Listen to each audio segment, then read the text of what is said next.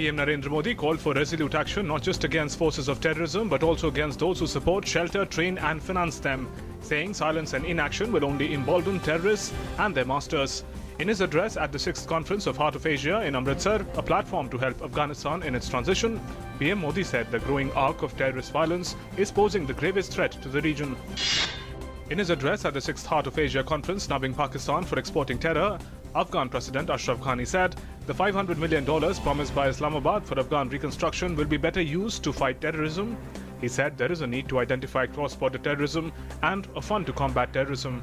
He said Taliban has acknowledged that it gets support from Pakistan. PM Narendra Modi and Afghan President Ashraf Ghani held bilateral talks on a range of key issues including cross-border terrorism and decided to strengthen counter-terror cooperation between the two countries. During their meeting in Amritsar, the two leaders agreed to operationalize the additional amount of $1 billion for bilateral cooperation, especially in capacity building, skill development, infrastructure building and connectivity linkages, including through a possible air corridor. Information and Broadcasting Minister M. Venkaiah Naidu has said the government will not spare those who have acquired huge quantities of jewellery in post-demonetization period. He categorically said that no tax will be imposed on jewellery or gold purchased out of disclosed income and acquired from ancestral source.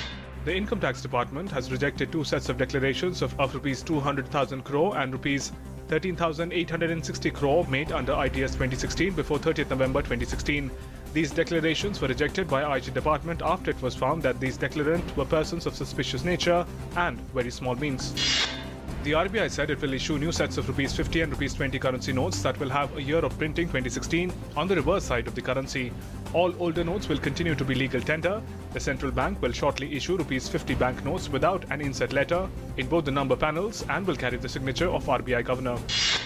Petroleum Ministry is running a month-long awareness drive at petrol pumps in December to promote use of digital payment services, launching a consumer awareness campaign on cashless transactions through e-wallets in New Delhi.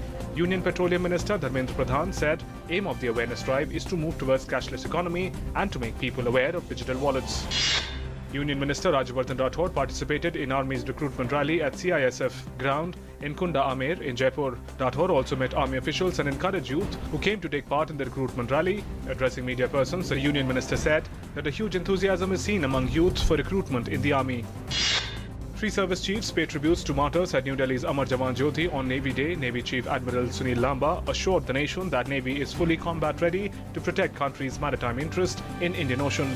PM Narendra Modi extended his greetings to all members of the Indian Navy and their families. Welcoming the move to amend the constitution by the Nepal government, India expressed support for the ongoing efforts to meet the aspirations of all sections of the Nepalese people. The constitution promulgated last year could not be implemented due to the agitation by the Madhesis. The Madhesi Front last week refused to back the constitution amendment bill, saying it was not acceptable in its current discriminatory form. Days ahead of his visit to India, US Defense Secretary Ashton Carter said the defense relationship between the world's two largest democracies has never been as close as it is now. Carter, who would be in India next week, said this in his address to the Reagan National Defense Forum in California. The outgoing US Defense Secretary's last overseas trip includes Japan, India, Israel, Bahrain, Italy and the UK. At least 53 people have been killed after two separate explosions rocked coal mines in northern China, the latest mine accident in the world's top coal-producing nation.